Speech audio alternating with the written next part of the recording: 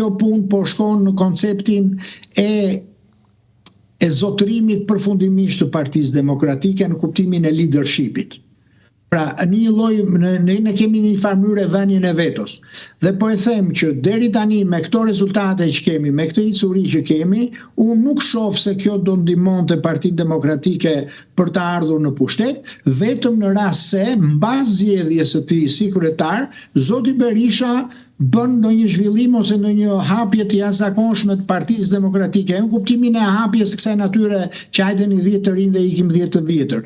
Flasit në filozofinë e menaxhimit, ndërtimit dhe drejtimit të Partisë Demokratike.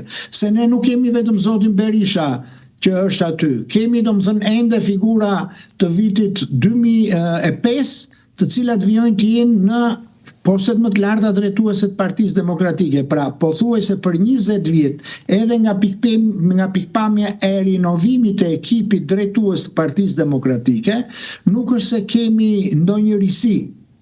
Dhe kjo përbën, do të thoja, një ekip i cili çfarë kishte për të dhënë e ka dhënë. Kushdo që kanë qenë kostot politike për të marrë i ka marrë, por kush ka gjenë edhe mundësia për të bërë mea culpën apo për të rrëfyer në mëkatet e veta, të gjitha këto kanë ndodhur. Dhe prandaj po them që në momentin që flasim nuk presim, nuk kemi as pritshmëri për një zhvillim të ri.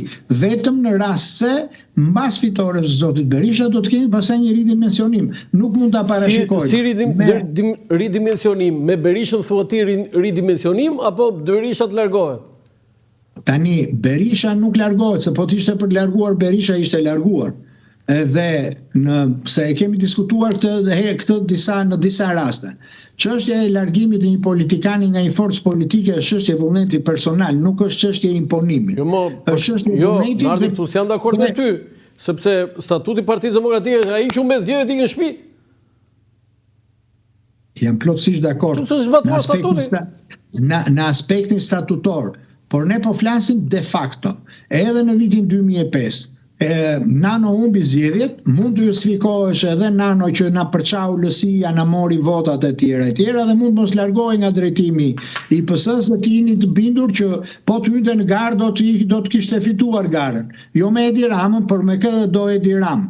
Kështu që ky është një koncept i vjetër në politikë dhe prandaj them që janë vullnete personale.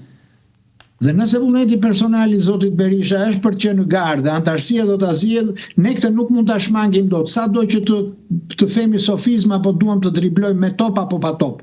Ajo është një çështje pastaj mbetet çështje e brendshme e Partisë Demokratike. Ne thjesht mund t'japim mendimin ton dhe opinionin ton, po ajo do të mbetet një çështje e brendshme e kujdo partie në rast parë. Pastaj, a është e moralshme, a është statutore, a është antistatutore, këto mund t'i diskutojmë dhe t'i themi sepse janë pjesë të shkruar të zezë mbi të bardhë. Kështu që nuk mund të vetë zoti Berisha dhe Partia Demokratike ka thënë që zgjedhje me Edi Ramën nuk ka, ai është hajduti më i madh, ai është politikani më i keq që ka pas Shqipëria që para lindjes Krishtit etj. Tani para disa ditësh Partia Demokratike ka bërë një deal me Partinë Socialiste, për vendimin tim është për të përshëndetur kjo gjë, por nga ana tjetër kjo retorika Rama më i keq në botë, Rama më i keq në histori, Rama kështu e Rama ashtu. Tani ku shkoi kjo? Se memoria nuk të gënjen. Është shumë e vërtet kjo që thoni, ashtu sikundër është do të thoja e barazvlefshme si skem në jetën politike shqiptare, sepse në fundit të njëjtën retorik ka patur edhe zoti Rama kur ka qenë në opozit, por bën për bukuri marrëveshjen e 2008-s, pastaj bën marrëveshjet e tjera të 2011-s, pastaj bën dhe marrëveshjet e tjera në 2013 dhe kështu me radhë. Pra politika shqiptare ka dëshmuar që nuk ka koherencë në qëndrimet e veta dhe në momentin që janë vënë në diskutim ose në lojë fatet politike të subjekteve të mëdha ose tradicionale politike, ata e kanë lënë retorikën me një anë dhe gjithnjë kanë gjetur gjuhën e komunikimit për të qenë pjesë drejtuese e jetës politike shqiptare. Ky është një fakt konkret. Ajo që thoni ju ka vlerë në një koncept tjetër që unë e kam thënë gjithmonë dhe kam thënë edhe kur kam patur përballë përfaqësues Partisë Demokratike. Në rast se ne do të ngrejmë gjithë një tezën që Rama vjedh zgjedhjet, me Edi Rama nuk kemi zgjedhje etj. Për çfarë ne jemi pjesë integrale e jetës politike? Sepse edhe nga pikpamja e strategjisë komunikimit me publikun apo marrëdhënieve me publikun, kjo është një tezë disfatiste. Pra ti po thua, unë po e marr përsëri ushtrinë nën komand, por jam I bindur që edhe luftën e ardhshme ose betejën e ardhshme kemi të humbur se me këtë nuk fitohet. Atëherë për çfarë jemi aty? Se duke përdorur këtë gjuhë, ne themi që jemi thjesht pjesë integrale ose jemi një garnitur e maggiorancave ose kujdo maggiorancë. Se si do që të vi puna këta do na rafin. Pra është një lloj sikur Shqipëria të shkojë të luajë me Anglinë dhe thotë, hajde shkojmë aty se mbase dalim me një rezultat siç ishte koncepti I Silvinjot, të paktën humbim më pak se 2 gola. Pra, ky është një problem I madh që ka të bëjë me strategjitë, jo vetëm të komunikimit, por dhe me filozofinë e avancimit dhe drejtimit Partisë Demokratike. Nëse ti do të vesh në zgjedhje me konceptin që me Edi Rama s'ka zgjedhje, po Edi Rama do të vijojë të jetë në drejtimin e vendit deri në momentin e zgjedhjeve të ardhshme, atëherë automatikisht ti e ke masakruar jo vetëm elektoratin ngri, por edhe ndjekësit edhe mbështetësit e partisë tënde dhe besoj që është një problem shumë I madh që Partia Demokratike nuk e di pse ka ngjecur te ky kurth që ka rënë vet.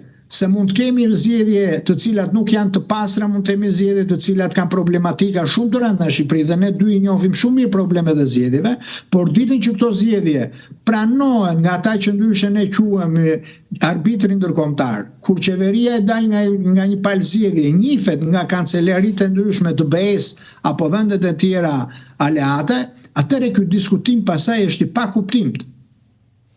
Zoti Olli, okej për zotin Berisha, si kryetari I Partisë Demokratike dhe ju e analizuat atë, po për sekretarin I përgjithshëm Flamur Noka, cili është mendimi juaj? Si po funksionon, si e ka drejtuar punën ai dhe është numri 2, është ai që ka vullën e partisë? Tani, në Partinë Demokratike, numrat e tjerë mbas zotit Berisha janë formalitete. Në Partinë Demokratike ka vetëm një autoritet që është zoti Berisha. Mirë, Noka ka një lloj, ka një pozitë, nuk mund ta themi këtë që se ka. Po, ka një pozitë, por çështja qëndron që edhe kjo pozitë nëse vjen në një lloj konsultimi apo një lloj sepse unë nuk e kam dëgjuar ndonjëherë zotin Noka për shembull që thotë, "Ore ka diçka që nuk shon partinë tonë." Jo, atje thot asnjëri, kështu që ka një problem partia.